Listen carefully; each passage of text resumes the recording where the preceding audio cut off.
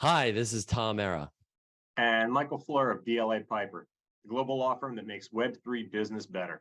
We are here on the edge of NFT. That is, legally speaking, the best podcast on earth. Not legal advice. Keep listening. Hi, NFT curious listeners. Stay tuned for today's episode and learn how DLA Piper is contributing significantly to the growth and refinement of Web3 from a legal perspective. And about some interesting vocab terms like licorice pizza and disintermediation. And finally, catch up about Entertainment Studio Toonstar's new NFT-backed TV series called Space Junk. Stay tuned. And Outer Edge LA, our awesome community-centric gathering, recently returned to Los Angeles in March of 2023. If you think you missed out, you can catch up on all the interactive experiences, discussions, presentations, and more by heading over to watch.outeredge.live and signing up with your email address to get the full recap of over 60 captivating conversations and performances. Watch out, Netflix. It's time to Outer Edge and chill.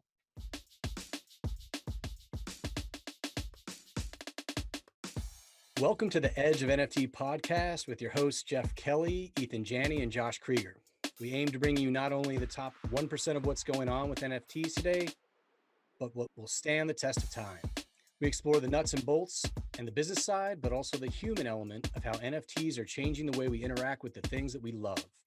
This podcast is for the futurists and dreamers, the disruptors and creators, the fans and connectors, and the makers and doers that are pumped about this ecosystem and driving where it goes next.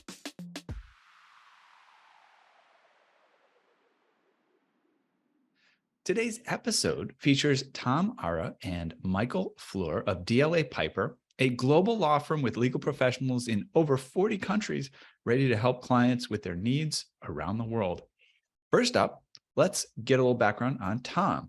He's a partner at DLA Piper's Century City office. He's a global and U.S. co-chair of the firm's media, sport, and entertainment practice. Tom is all about making deals and solving problems within the entertainment and media industry, and in recent times, Web3. Variety magazine recognized him as a top business leader shaping the global media industry. He has led a multitude of cutting-edge transactions in media and entertainment globally. He's appeared in and contributed opinions in media across TV, podcasts, and text publications. Check the Wall Street Journal, Bloomberg, and Financial Times, just to name a few, for his name. Within Web3, he has closed investment deals involving VR and Bitcoin and played a role in the first TikTok NFT and OpenSea record-breaking drops involving the likes of Anthony Hopkins and Scottie Pippen. He's a board member for the Black House Foundation, trustee of the U.S. Asia Institute, and an advisor or board member of various other entertainment industry organizations. Now, let's get some background on Michael Fluhr. He counsels and defends companies in a wide variety of complex commercial disputes. Michael focuses his practice on the financial sector, including the blockchain and digital asset space, where he advises and defends exchanges, issuers, NFT platforms, and creators, and other related companies. Michael is an author and editor of the book Cryptocurrency and Digital Asset Regulation, a practical guide for multinational counsel and transactional lawyers, a coffee table book for many, I'm sure, published in 2022 by the American Bar Association. Sought after for his deep understanding of the space and technology, Michael has been quoted in media and regularly publishes and speaks about issues germane to blockchain and digital assets. This includes securities analysis, intellectual property rights, and regulation of the NFT space. And finally, DLA Piper, a little bit more about that.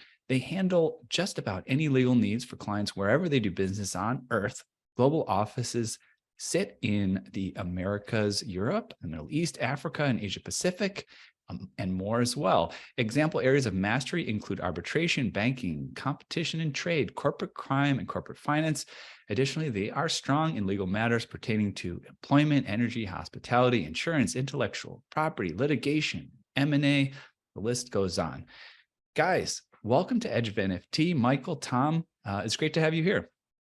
Thanks for having us. Thanks for having us, Ethan. Beautiful. Yeah, I mean, the legal system is well beyond me. I mean, I've studied a lot of complex things, and I admire anybody who goes deep into law. It's great knowledge to have, and you're direly needed in this particular industry with so many changes and things going on. And DLA Piper, very impressive. You know, you're all about helping businesses grow and doing it well, applying, you know, late breaking insights in legal and commercial practices. Can either of you guys give me any background on DLA Piper in general, how the organization came to be? Oh, sure. I mean, I think we can try and give you at least a sense of Yeah, give me. Well, I think a good way to approach this question is a little bit of background that you know, and also just how you got there, maybe from each Sure. of you. Yeah. Yeah. I mean, the firm was here long before I got here, and thank you for the wonderful introductions, including the overview of the firm's breadth and expertise. I think in general, what we have been able to accomplish here and during the time we've been here is to really place the firm on the map when it comes to Web3. It's been an incredibly important practice area for our firm, growth area for our firm, and lawyers like Mike and others will, I'm sure, talk about or others have come across, have played an incredible role in placing the firm firmly, I think, at the top of the list of Web3 firms. The firm has tremendous roots in Silicon Valley and technology, both in the Bay Area and in the kind of tech corridor down in Southern California. And of course, it's an international firm that's resulted as that's created as a result of a number of combinations over the years, starting about, I'd say about 17, 18 years ago, that resulted in what is now one of the top 2 or 3 firms in the world in terms of size.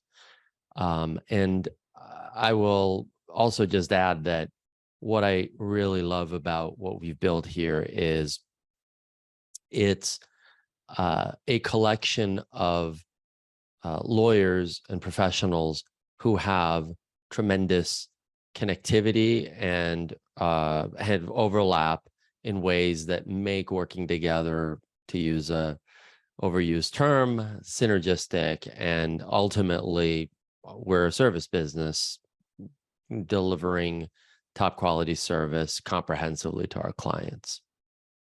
Great. Yeah. And Michael, anything to add, you know, about your experience or how you got to DLA? Yeah, I'll give you a little background on myself and then how that dovetails into DLA's current blockchain practice. So I came to DLA about 3 years ago. Before that, I was helping to build the blockchain practice at a different firm, and we were doing a lot of work for a very large cryptocurrency exchange that centered around litigation, but I was also starting to build a larger practice that included regulatory counseling, commercial counseling, IP licensing, with a variety of clients in the blockchain space. As was true then, as is still sort of true now, there weren't a ton of attorneys who really had a deep understanding of the industry and the space and the technology, which I think in this particular industry is very important for a lawyer to have. And so we were seeing increasing demand. At that time, I was looking for a place that had a growing blockchain practice and a large platform, particularly in the tech industry and in the Bay Area and in California, where we continue to build that practice. And so I came to DLA about 3 years ago. And at the time, like I think a lot of firms, there was a really rapidly growing, at least a lot of good firms in the blockchain space, there was a rapidly growing blockchain practice with attorneys from a variety of different areas. You had corporate attorneys who are helping early stage blockchain companies figure out how to raise capital with maybe both equity and tokens. You had some of the media attorneys, including Tom and his group, that were starting to do projects in the NFT space with their media clients. You had regulatory attorneys and litigators who were starting to counsel companies on how to comply with all sorts of various regulations and participate in litigation.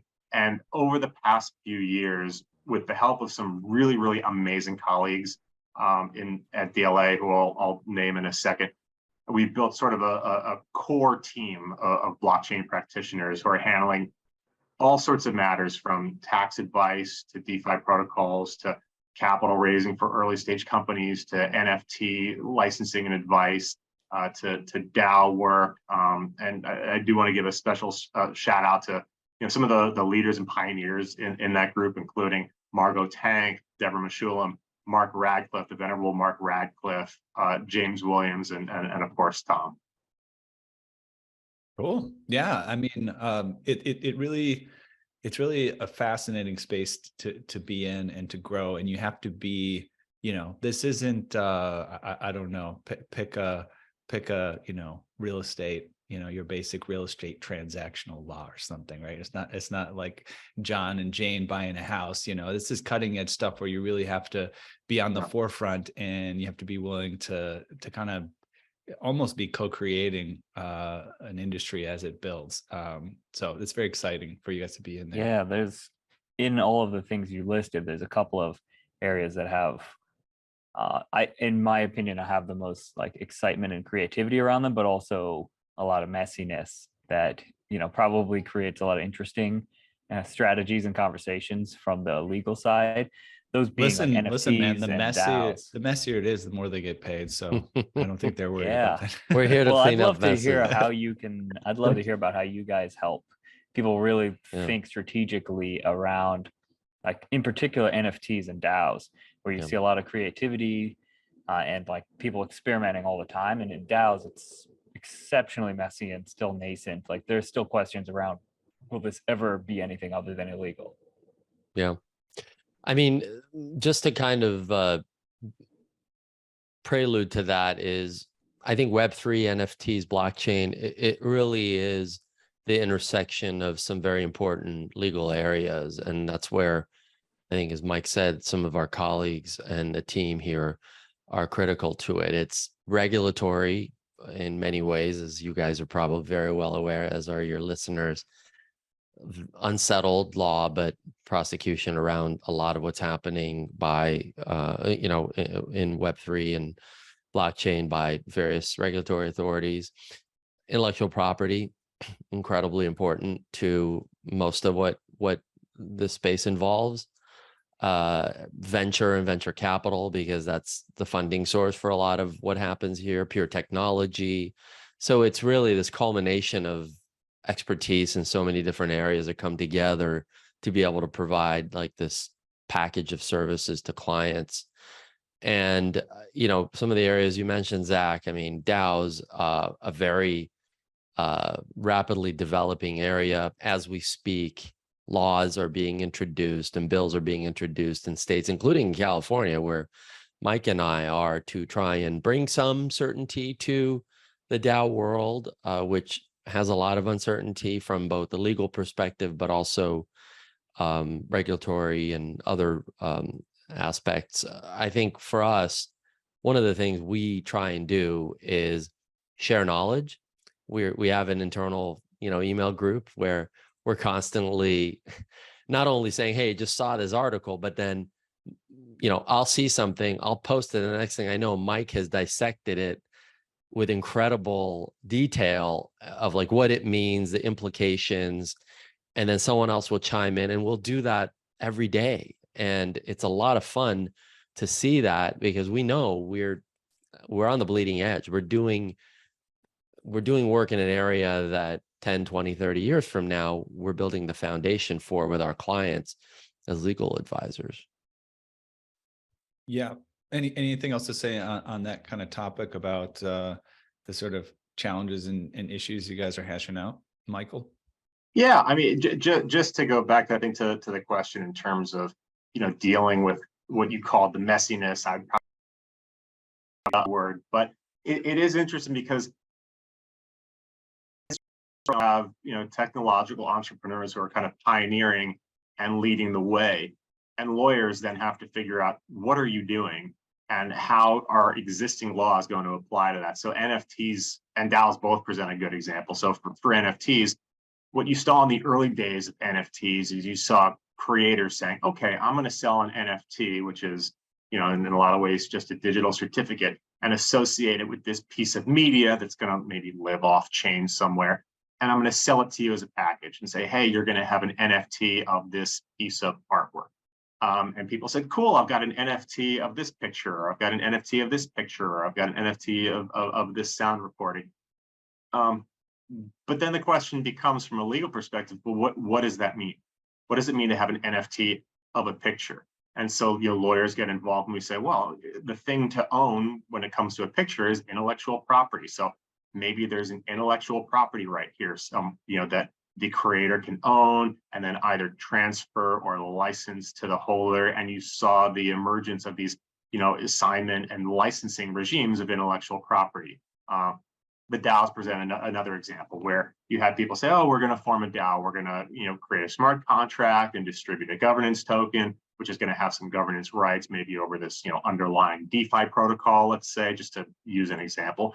But then the question arises, well, what kind of organization has actually been formed, if any? And so lawyers have to come in and start trying to figure out, okay, what does that mean for a group of people to get together and say, okay, we're each going to exercise some limited governance right over this DeFi protocol? Does that mean that we can incorporate? Does that mean we can call ourselves an unincorporated association, like a partnership or even a nonprofit association?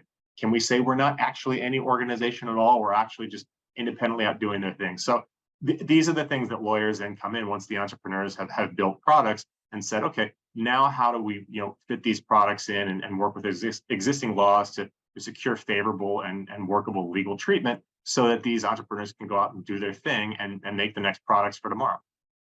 Yeah, I can't help but be reminded of the story, which you guys may or may not be familiar with. It may be too pop culture for you. I don't know. There's the monkey selfie, where the monkey got the copyright because he's the one that pressed the button. He had somebody's camera, and it's funny that we're doing monkey pictures now with NFTs because it's kind of a similar like dance around who owns what, who owns this monkey picture, Right. and what does that mean? I would like to point out these are not monkeys; they're apes. They're apes, yes. Well, yeah, people like to say, yeah, exactly. But yeah, it's I appreciate the second kind of description of all that from you. Now let's jump over to the metaverse here. That it has its own set of legal complications. I wonder if one or both of you could kind of break down some of the things that you deal with in the metaverse and how DLA kind of might be getting their hands dirty, helping out with that. Yeah, I mean, I guess the first thing I'd begin by saying to dispel notions that folks may have about the laws that apply when you're foraying into the metaverse. There are laws, and those laws are the same ones that we live with every day in the real world. So it's not it's not a different planet. It's not a different universe. It is a virtual world that exists on this planet. And depending on the jurisdiction you live in, those are the laws that are going to likely apply to you for whatever conduct or actions that you take there. I think one of the most important things that I deal with, because my background is, as Mike said, media and intellectual property, are intellectual property rights in the metaverse, which start to get very interesting and at times murky, because what happens in the metaverse often, which is a good thing about the metaverse, is a piece of intellectual property gets introduced and then people build on it and it develops into something, what we call a derivative. And then there are questions around who owns that derivative work or that new creation. Is it whoever created it in that space? Is it the platform that runs that metaverse, or is it the original creator? And so there are a lot of things depend on, the terms of use for that platform when you enter and use it. It may depend on copyright laws in a particular jurisdiction. So there's a lot at issue there. Now, for the average person who maybe comes in and introduces a piece of intellectual property in the metaverse, they may not care that much about aspects around ownership or copyright.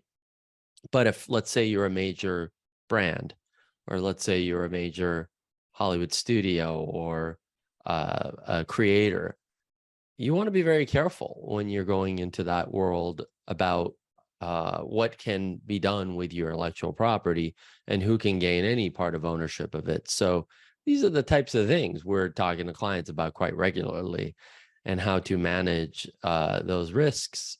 Some are more risk averse than others.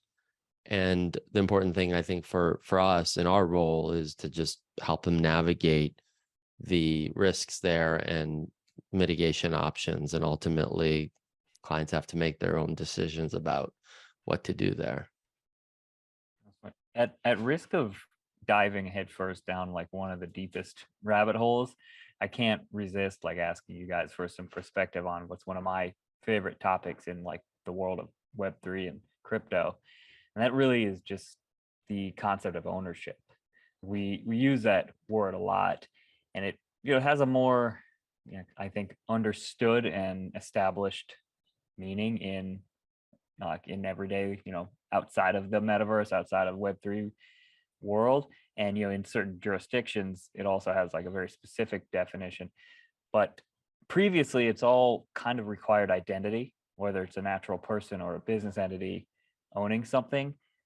In Web3, it might be more accurate to say I'll admit that I happen to control the keys to a wallet. Is that, at what point does that cross over into maybe more established versions of ownership? Because it seems to me like branching from that comes a lot of interesting conversations, in particular around intellectual property.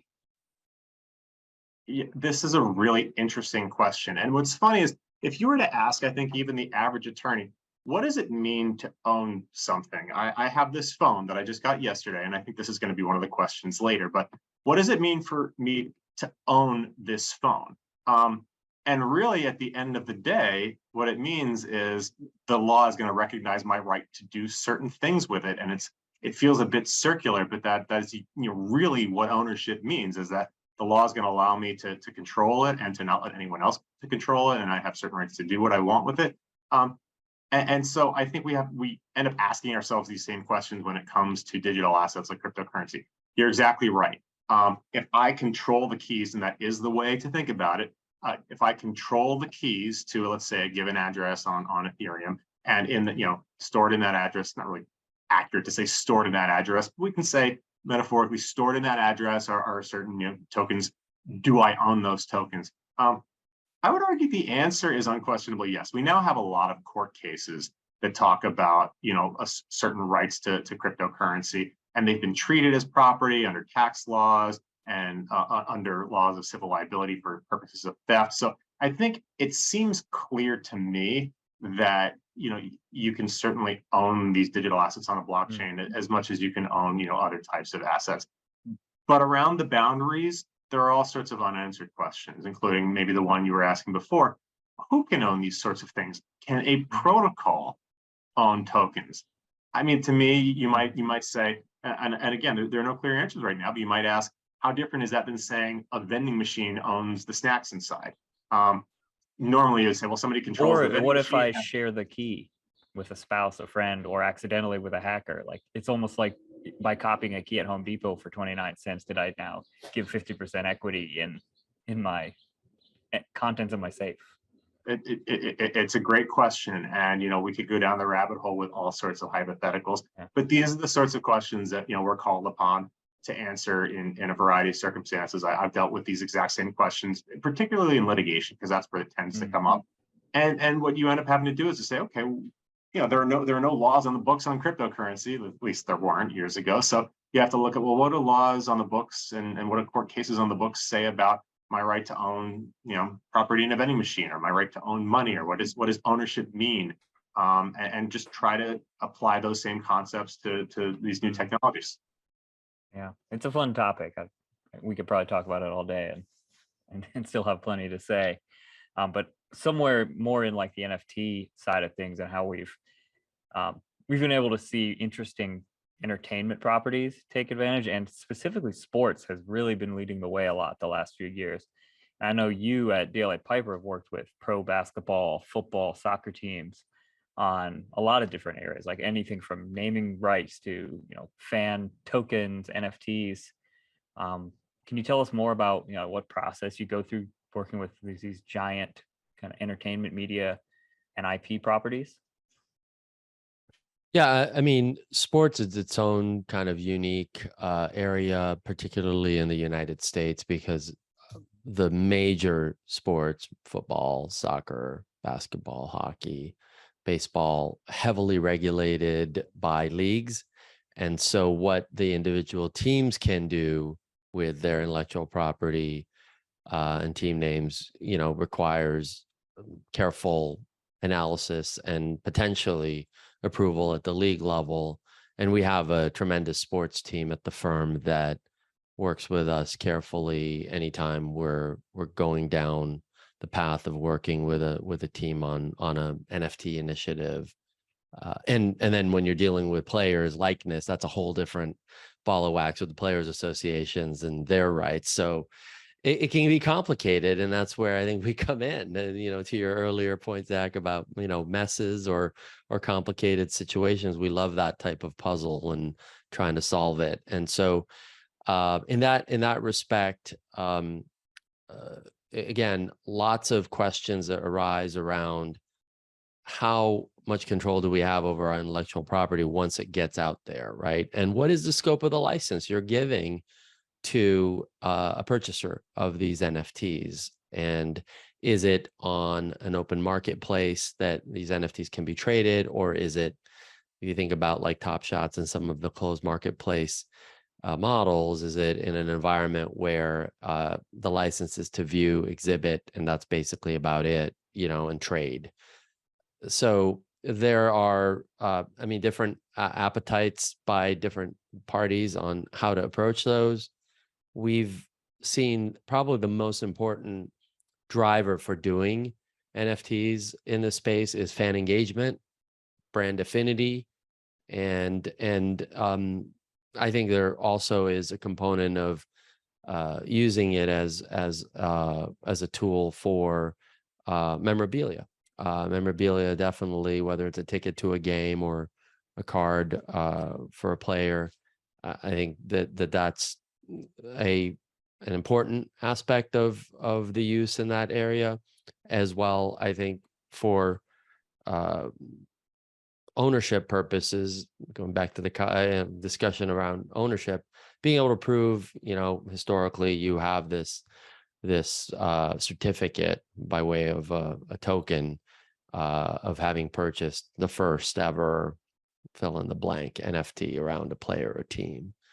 Outside of sports, we've seen a lot of engagement by, at least on the kind of film, television, talent side, around wanting to, again, engage with fans. And for some, it has become a significant revenue source, being able to publish these NFTs and being able to, again, have a potential down the stream royalty to the extent that there are royalties attached. In many cases there are, that sometimes, I think the perspective is, well, it opens up a new avenue of revenue that didn't exist when somebody goes and just buys a copy of a film or a copy of a magazine and then trades it and sells it to the next person. The studio wouldn't get their royalty, wouldn't get a ongoing participation, and NFTs and blockchain give that opportunity that I think many are interested in grabbing. Yeah, and just to add on to that, I mean, I've done a lot of deals over the past, a lot of NFT deals over the past few years with sports teams, sports leagues, film studios, entertainment companies. And one thing that I've found consistently is that, these organizations, their brand is everything for them. I mean, it is incredibly valued. Talk about the NFL and the Shield, the NBA and their IP. Like, this is a huge piece of the value for them, and they're rightfully quite protective and circumspect about how they license it, the terms under which they do so. So if you look at a typical licensing agreement in the space, they're long, they can be complex, they entail a lot of protection for the IP licensor. And so, some of the interesting a sports game on TV is like the only thing you ever actually get a disclaimer at the beginning without express written permission, et cetera. Yeah. There you go.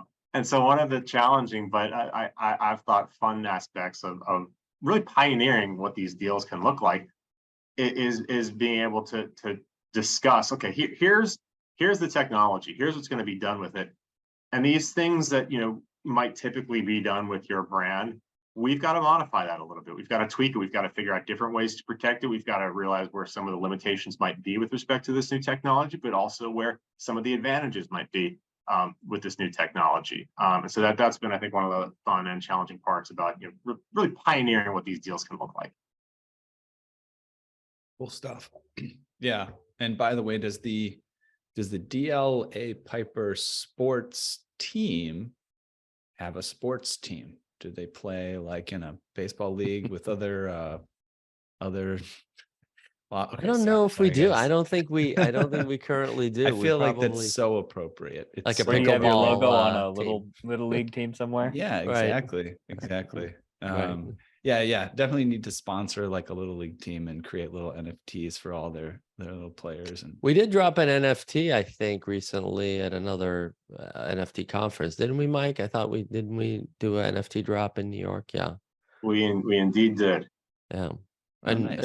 And look, we've definitely leaned into that area. We worked with a kind of a token that we helped launch that is now an independent company called Toko a few years back. So I've been incredibly impressed by how forward-leaning we've been into this space relative to some of our peer firms, but more importantly, an industry that by its nature is very conservative and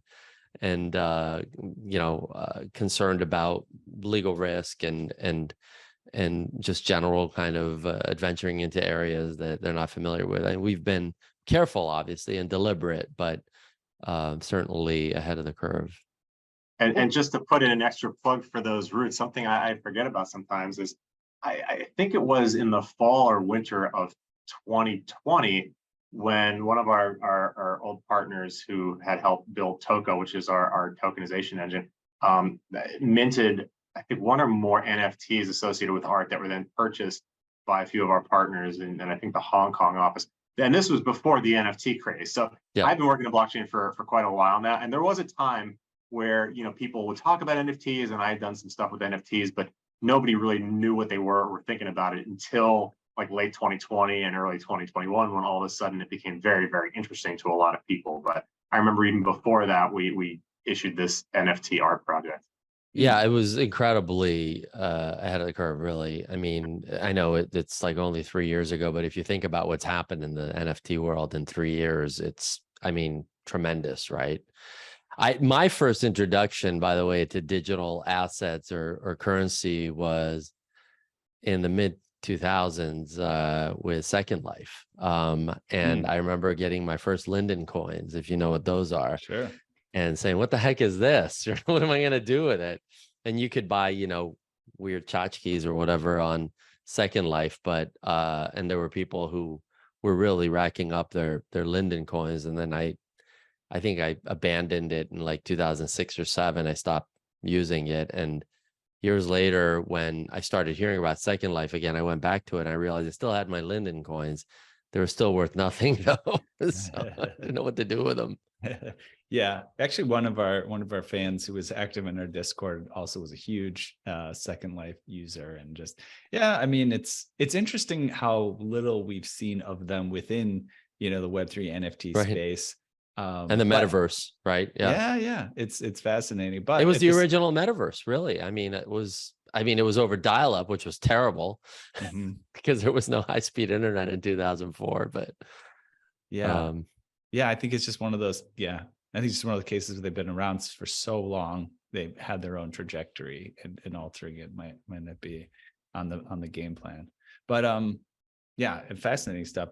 So we'll wrap up here in a couple of questions. I think one that we always like to ask, if there's anything you can share, like what's on the horizon for DLA Piper, partnerships, collabs, exciting features and stuff that you see, or keep it close. Mike, collabs, what do you got? I laugh only because I think the collab question is probably aimed at companies that are a little more fun than law firms. Like, are we likely to collab with another law firm? And a collab. Well, the with a one collab I will construction tell you, firm well, no, to- I will tell you the one collab that for us, and whether you call it a collab or what's on the horizon, on the metaverse side, the firm is leaning in a big way to build internally and eventually externally a metaverse for employees, professionals to be able to communicate and work together and eventually invite clients to come to events and participate. So I'm sure that will lead to some collabs of various sorts. Nice. We're going to need a coffee shop in our metaverse. So we'll have to figure out who we collaborate with for that or whatever. Yeah. We had actually, to put in a plug for Mark Radcliffe, we had a collab with another law firm, Latham & Watkins and A16Z, on these NFT Don't Be Evil licenses, which is like a standard set of licenses that NFT issuers, creators can use to, license IP. But in law firm land, the collab only goes so far, and now I'm opposite some of those attorneys on a piece of litigation. So yes, that's how the cookie crumbles. All right. Any other projects, that you guys that you maybe you're not involved with, but you've been admiring from afar and you think people might be interested to pay attention to, or ongoing, legal conundrums that you think people might be interested to follow? Well, one of the things that we've been incredibly active in, and unfortunately our colleague James couldn't join us, but is the DAO space. And I think we have James worked with one of his clients, L'Oreal, on the gorgeous on the gorgeous DAO, which I think is launching any day now. It might be today or tomorrow on OpenSea. And I think for us, DAOs present a very interesting kind of legal puzzle to solve. And we've been working closely with major clients, brands on solving it, but also paying close attention internally to both understand the developments and also to some extent where we have influence, being able to advocate with lawmakers, regulators to help them understand what it is, the purpose of it, and how the law should develop. We want the laws and the regulations to develop in a responsible way. Ultimately, right? It's to our benefit across the board in Web3 that the way things develop is such that we can work within it. Innovation is permitted, innovation is encouraged, while at the same time the interests of everyone who has an interest are protected properly.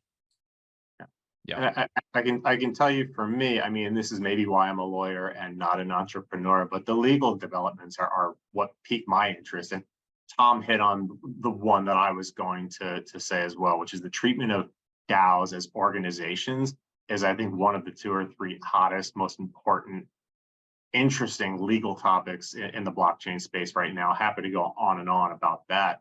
The other being the application, particularly of securities laws, other types of regulation too, but the application of securities laws to various blockchain-based assets, I think is absolutely one of the top 2 or 3 most important and, to me, interesting legal topics in the blockchain space. Maybe one day a DAO will be categorized as a person legally, just like a corporation. See if that happens. No comment. No comment. But you should check out the bill that was introduced, I think, this week in California. Was it this week, Mike? For the treatment of DAOs as unincorporated associations. So and some other states have also either passed or introduced bills. So I think it's developing law. Yeah. All right, guys. Well, that concludes like our normal question, segment. And then what we like to move on to next is our quick hitters, which is a fun, quick way to get to know you guys a little bit better. 10 questions. We're looking for just a short, single or few word response. You can feel free to expand a little bit if you get the urge. You guys ready for this? We'll hit you both and we'll pick who answers first on each one. We'll try to alternate. You guys ready? Sure. Let's go. Michael, do I have your consent, sir? And I may have some questions that I particularly felt like answering, and others where I'm like, I don't have a good answer here. So. Yeah, sure. That's fine. Yeah. All right. Sounds good. Okay. Let's hit Tom first. What is the first thing you ever remember purchasing in your life? It was a vinyl record for anyone who knows what that is. And it was Nice. the Beach Boys record, again, the early 80s. And that was the beginning of my obsession with what they referred to in some circles as licorice pizza vinyl. And now I own a Nice. collection of vinyl that I don't know what to do with because it takes up a lot of space. Nice. Yeah, I don't know. We're still in the era of maybe holding on to it makes sense because it's coming Although it was back. hopeful this year, I think 2022 vinyl outsold CDs for the first time in I don't know how many years, which, the death of CDs has occurred, I guess. Yeah, I heard somebody telling me recently, a musician, that it was going to cost them like $50 per record to print the record. It's like, it's crazy. It's Uh, very expensive. Michael, do you care to share your first purchase that you remember? I was trying to think about this because I saw it in the email. The first purchase I can remember is probably like a bouncy ball. I bought it at the school store in elementary school, but something maybe a little more interesting is I remember purchasing a NOS tape when I don't remember how old, Nice. but I have a distinct memory of purchasing Nas' first album on tape, and now he's launched NFTs. So maybe we've come full circle on that. Perfect. Sounds good. Bouncy balls, great go-to. I love them to this day. All right, let's go back to we'll start with Michael on the next one. What's the first thing you ever remember selling in your life, Michael? I have a distinct memory of having my mother purchase me a giant tub of Jolly Ranchers at like a Costco type store, and then selling them at school, for which I got in trouble. But at that time, I was a little more entrepreneurial than I am now. Yeah, we got to find a way to, create some type of school marketplaces for those kids who generally get punished for trying to sell things at school. I mean, there's something to be learned there. All right. So, Tom, how about you? First thing you ever remember selling in your life? It was the car that was a hand-me-down from my older brother. I got this old beat up Volkswagen Rabbit that was, by the way, not only stick shift, four gear, it was diesel. I couldn't wait to get rid of that thing because I couldn't find a diesel gas station if my life depended on it. So Filled I on couldn't wait to get Craigslist? rid of it. And when I sold it and used the money to buy my new car, it was one of the happiest days of my life. And I it was feel- a very ugly tan color on Yeah, top of everything. Yeah. nice. I feel like I had a similar car. I think it was a Okay. Volkswagen Rabbit. I think it was Rabbit. diesel, but for some reason there was a lot of diesel VWs and stuff in Mhm. my family. And yeah, it had like, talk about beer. It was one of those things where they had the ceiling kind of whatever material that's supposed to stick to the ceiling was kind of Falling just off. like parachuting itself down. That was fun. Well, and I didn't know how to drive a stick shift. So the gearbox on that car must have just been destroyed when whoever bought it had to put a new transmission in because I basically was going down the freeway in second, Yeah. All right, next one. What's the most recent thing, Tom, that you purchased? Recent. Oh my God. It was my Tesla probably. I mean, I'm thinking like big purchases, but Sure. I went electric and I bought my Tesla Model S, and I can't imagine ever driving into a gas station again and fueling up. It was, and I just feel that the car it was like going from my Atari to my, Mac computer or Sega or whatever. It was such a leap in terms of technology and advance that I couldn't believe it, and it was one of the best purchases I've made. Awesome. It'd been better if you took an old Rabbit beater and put a Tesla, power system in it. I love you go. That would the be fun. Tesla vinyl Exactly. combination there. It's just about right. Yeah. There you go. Michael, I think you alluded to your most recent purchase previously. Am I right? Oh yeah, I just replaced my phone yesterday. So this is my new Google Pixel 7. Very happy with it. Nice work, Google. All right, perfect. Don't try to, don't say anything to Google directly or activate that damn thing that tries to answer all your questions. All right, going back to you, Michael, what's the most recent thing you sold? So I probably a few months ago, I sold an old set of DJ equipment that I used for a long time because I replaced it with a more compact set of DJ equipment. So I still DJ at various clubs and I still have DJ equipment, but I sold my old setup and replaced it with a newer, more compact setup. Nice. I'm imagining Michael with some sunglasses on late at night doing some DJing. I can totally see it. Follow me on Facebook, SoundCloud, and Instagram. Don't forget to smash that like button. Hey, come on, you got to drop your name now, Mike. Go follow Snack Daddy on Facebook, SoundCloud, and Instagram. There you go, Snack Daddy, DJ Nice. Snack Daddy. All right. Let's see. We're back to Tom. What's the most thing recently that you sold? I don't have a good answer for you on this, and I will just say I probably don't sell much because I don't buy things I don't need, and so what I have, I keep. So I'm gonna just stop at that. There you go. All right, next one. Then we'll head back to you. What's your most prized possession, Tom? So I'm going to give you two answers here. One for consumption by my wife, my children, of course, are my most prized possession. They're not really they'll be my property until they're 18, and then they'll be, someone else's problem. But nice. my vinyl records. I mean, I have over 3,000 vinyl records, so they're very proud of the collection I had built, and I care deeply about them. Not more than my kids, but certainly up there. Right. But yeah, close. It depends on the day. But no, I love that answer from a lawyer as well. We do get a lot of people who say my family, but they're not my property. But you get to say they're family, but they're not my property. Wait, but until they're 18, they are. And there's legal implications. Michael, how about you? What's your most prized possession? I will, for the sake of consistency, say the most prized thing in my life, relationship in my life, is my wife. Not a possession, not a thing. So the question was, what is your most prized possession? I would say my piano. I've been playing music since I was 3 years old. Music just holds a special place in my heart.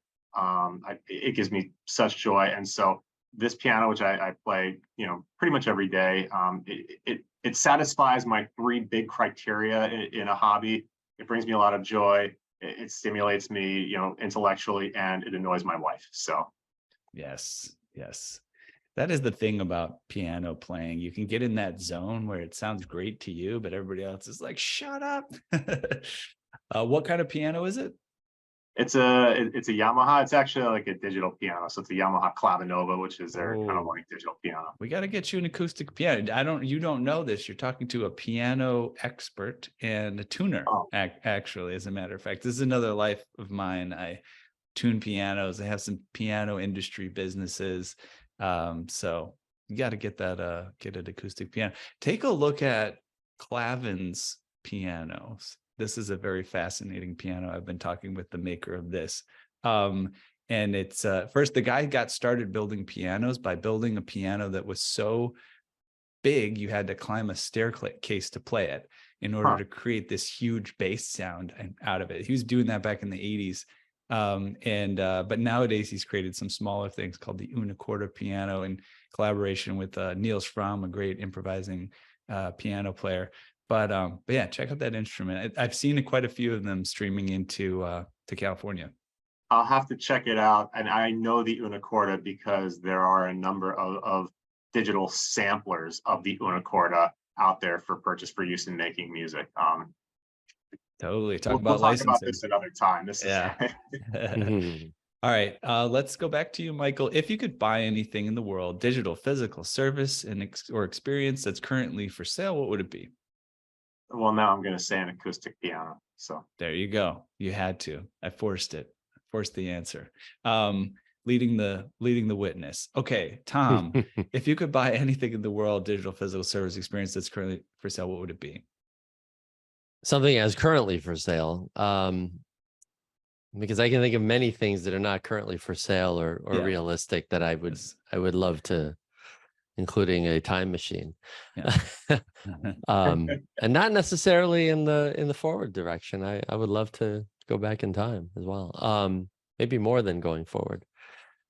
But I think probably I am a sponge when it comes to information, and I love being around incredibly visionary and intelligent people. So I would probably spend that money if I had it, or that opportunity, on sitting, in a room and having an old fashioned or a coffee or whatever with like Warren Buffett for like an hour and saying like, man, you've been alive almost 100 years, and you've built billions and billions of dollars of wealth for yourself and for others. Tell me everything you know. That would probably be one of them. Yeah.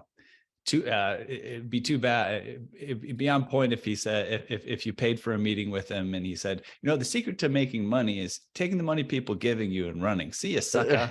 Yeah, exactly. All right. Next question. Let's go back to you, Tom. If you could pass on one of your personality traits to the next generation, what would it be?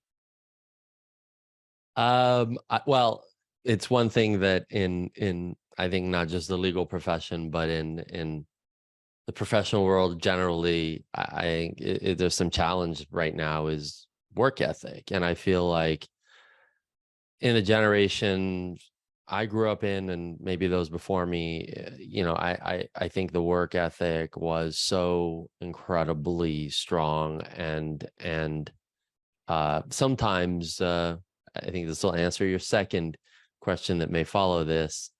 Sometimes maybe to the extreme, but I would say work ethic and dedication to the craft. Sounds good. Yeah. I recommend a book by Ray Dalio, Principles for Dealing with the Changing World Order. Fascinating book about kind of the rise and fall of various economies and civilizations. And, he notes a very clear pattern in the fall period of various civilizations, and the kind of work ethic declines, and That's right. Comes after. And I think AI is going to challenge it even more, that. unfortunately. Yeah. All right, Michael, what about you? If you could pass on a personality trait to the next generation, what would it be? I mean, obviously my sense of humor. I mean, for that to die with me would be absolutely just such a shame. But Clearly. if I were going to be a little more serious, I would say empathy. I think empathy in the sense of really being able to put yourself in somebody else's shoes and really understand and think about what they're feeling and where they're coming from. I think it's just one of the most important kind of underrated traits in being a lawyer, in being a friend, in being a partner. And so I think that's something that's really important. That's a good one. We've had that a few times. It's a good one. Back to you then, Michael. If you could eliminate a personality trait from the next generation, what would you choose? I think the world could deal with a little less of my inherently Jewish sense of anxiety. So if the next generation were able to shed some of that, I think that'd be okay. Although that makes me a better lawyer. I don't know. Yeah, but also be careful about wanting to eliminate Jewish things here. This can get you in deep water. Fair enough. And Tom, did you say what exactly did you say? Your well, I think choice? I think what I would eliminate is probably taking work ethic to the extreme, right? Because I think having some balance. And I've gotten much better at it. I think early in my career, I was so I got married and started a family much later in life than many people. And I think it was because I was so focused on what I wanted to do, my professional accomplishments, and which I think was fine. In my case, I came around, but not some people don't ever come around to understanding that there has to be a balance. I like to call it work-life balance. I think some generational shifts have flipped it and made it more life-work balance. Life comes first and then work. But I think, finding a balance and not letting work ethic go to the extreme would be one of the traits that I would say eliminate. Yeah, that sounds good. I always like to think about it like working out, right? They can scientifically prove to you, if you try to work out all day long and never give yourself any rest, you're not going to build any muscle, or you'll probably atrophy your system in case in point. So you always got to have that rest and recovery. It's just a natural part of the system. All right. Last two questions. It's relatively simple. Tom, unless you cannot legally disclose, what did you do just before joining us on the podcast? I can legally disclose. I had lunch. That was simple. Nice. What about you, Michael? Both before and after the podcast, I'm working on a piece of litigation in the DeFi space that is just absolutely occupying my attention and time in the most fun, interesting way possible.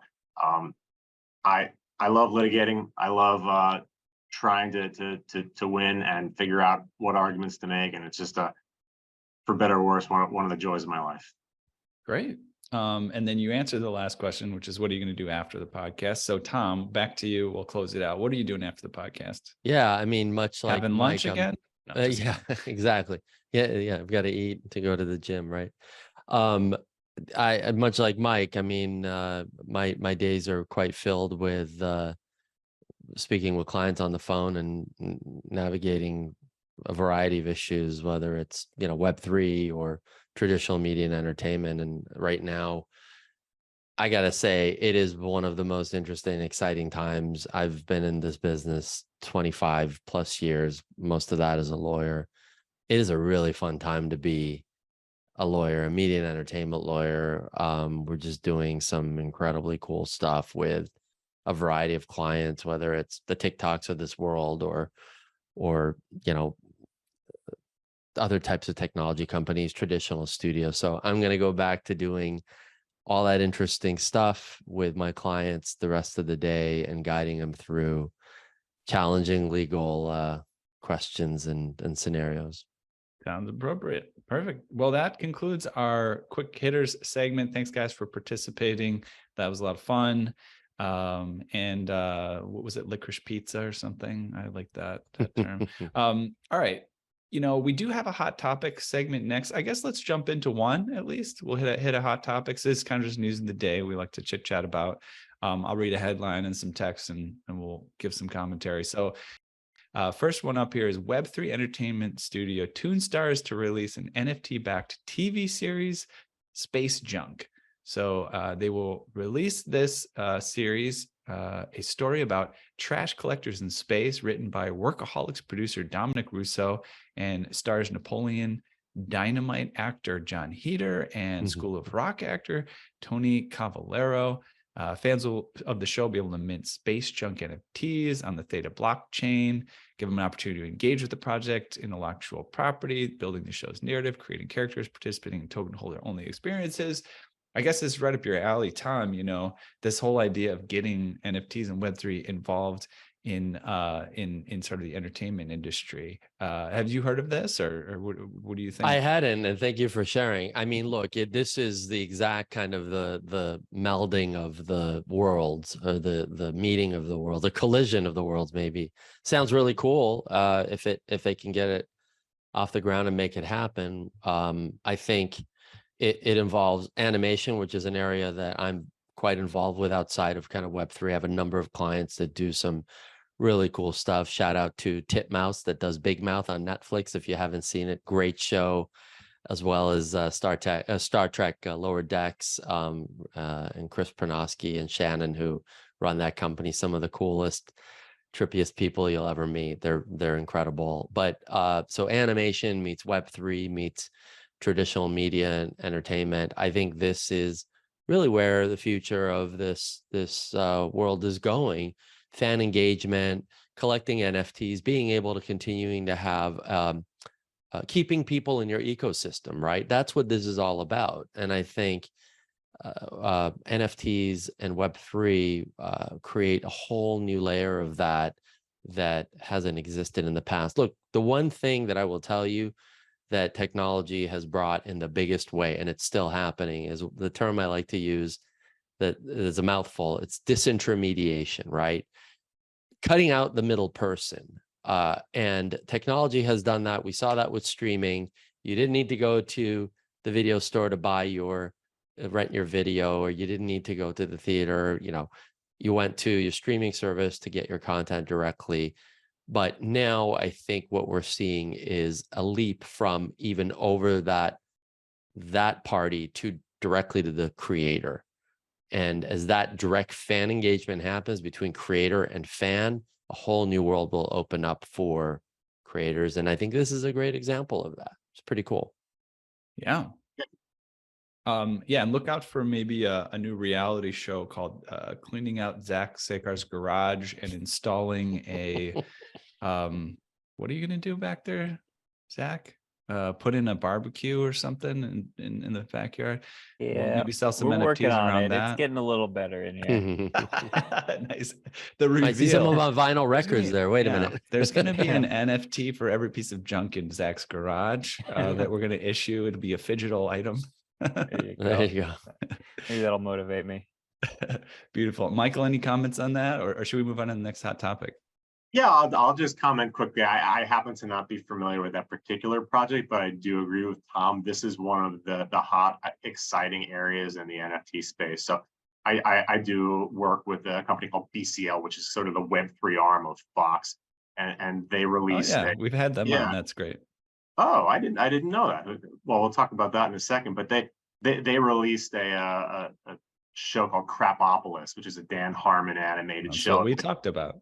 Okay, then someone has already spoken about that project, but that has a lot of, I think, the same features where the idea is you can use these NFTs as fan engagement. It's another way to engage with your fans and create a sense of community where people talk about it on a Discord. They can help make decisions on a show, and so we're seeing a lot more of these projects. I worked with them on that. It's a very cool project, and Dan Harmon's a very funny guy. Awesome. Yeah. It's cool to have that overlap. So a little callback for the listener. Go check out that episode. What'd you have on? Who did we have on? Let's see here. Crapopolis, Edge of NFT. Let's see here. NFT Girl and Tommaso Sandretto. Yeah. You know those guys? Both of them? Or I know Tommaso. I may know NFT Girl depending on who that is, but I know Tommaso. Yeah. yeah. I forget her actual name. But yeah, no, it was a great episode. A lot of fun stuff going on there. They're great over there. All right, let's move on from hot topics. I think just in the interest of time, make sure do you guys got to roll pretty soon at the end of the half hour here? 8 minutes for me. Yeah. All right, so let's skip hot topics out now. So thanks for participating in that.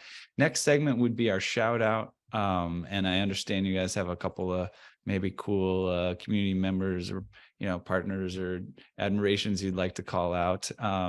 So yeah, why don't you give a shot at the shout out? Sure. I mean, I'll go first, I guess. I gave a shout out already to the Titmouse team, who I think highly of. And if you haven't seen one of their shows, you're really missing out if you're an animation fan. But the other client that is really, I mean, Web3 immersed is Orange Comet and Dave Broom, who I've been friends with and has been a client of mine. He was the creator of The Biggest Loser and a bunch of other great TV series we've done together, really leaning into NFTs and Web3, built this wonderful company with his partners and has done some of the greatest drops that I think of recent times, including the Scottie Pippen drop, Anthony Hopkins drop. They've done drops for sports teams, and now they're really building a number of really cool metaverse type initiatives and environments. They helped bring William Shatner to our event to exactly Outer Edge. right. Yeah, it was awesome. And look, I think what I love about those guys is for them, NFTs and Web3 is about the merging of the highest quality content with the Web3 space. And so everything they create, they take incredible pride in making it look, Hollywood quality. And it's incredible. You've seen their NFTs. They're all original handmade kind of creators that really put that artistic sense into it. So I'm really proud to be friends with Dave, proud to be their lawyers, and really excited to see what they're going to be doing in the future. Dave's a fellow musician as well. Yeah. He is. I wanted to jam with them during the event, but that did not about. Any other shout outs, Michael, before we wrap? Just the amazing team members that we have. There's probably too many to name, but some of the leaders in the blockchain practice: Margot, Mark, James, Deborah, Eric, Deanna, Matt, Ben, and Noah. I mean, they all know who they are, but they're really just amazing. We have an amazing team it's energetic, it's collaborative, it's family like, and so I couldn't be happier to be a part of that team. BCL, big shout out to them. Just done a lot with them over the past few years, and they always have a whole bunch of different cool projects. We've done NFTs with Dolly Parton and with the USFL and with now Crapopolis. I mean, they just have some really, really cool stuff come out. And then So Rare, which I mentioned, is an NFT fantasy gaming platform. Oh, yeah. And they've just done some absolutely really cool projects to launch NBA and MLB themed fantasy products for their NFTs. And just being a part of those projects was just, it might have been some of the highlights of my career. I mean, they were just exciting, cutting edge, really cool projects. They have an amazing team. I like using the products. So big shout out to them. Thanks for letting us work with you. Awesome. Thanks a lot for hipping us to what's going on there in your lives and what's cool. All right. So that's pretty much the most of the episode. We just want to wrap here and make sure before we do that, find out where listeners can go to find out more about you guys and DLA Piper's capabilities and activities. What would be the best place to find out more? Probably the website, but Mike and I are both very active on LinkedIn. So the website is DLAPiper.com. You can find our profiles there if you do a search under my last name or Mike's last name. My last name is Ara. Mike is Fluhr, Fluhr. But on LinkedIn, always happy to add, connect, follow, and we love being on LinkedIn and sharing info and insights. Less active on some of the other platforms, but still, monitor and track them. So, perfect. Yeah. All right. That cover everything? Awesome. I think so. All right. Sounds good. So we've reached the outer limit at the edge of NFTs for today. Thanks for exploring with us. We've got space for more adventures on the Starship. So invite your friends, recruit some cool strangers that will make this journey all so much better. How? Go to Spotify or iTunes right now, rate us and say something awesome. Then go to edgeofnft.com to dive further down the rabbit hole. Look us up on all major social platforms by typing Edge of NFT with no spaces and start a fun conversation with us online. Lastly, be sure to tune in next time for more great NFT content. Thanks again for sharing this time with us today. The views and opinions expressed on the Edge of NFT podcast reflect solely those views and opinions of the show creators and its guests. We're learning as we go, just like you. Please make sure to do your own research. Our podcast is not financial advice. There are multiple strategies and not all strategies fit all people. You understand that you are using any and all information available on or through this podcast at your own risk.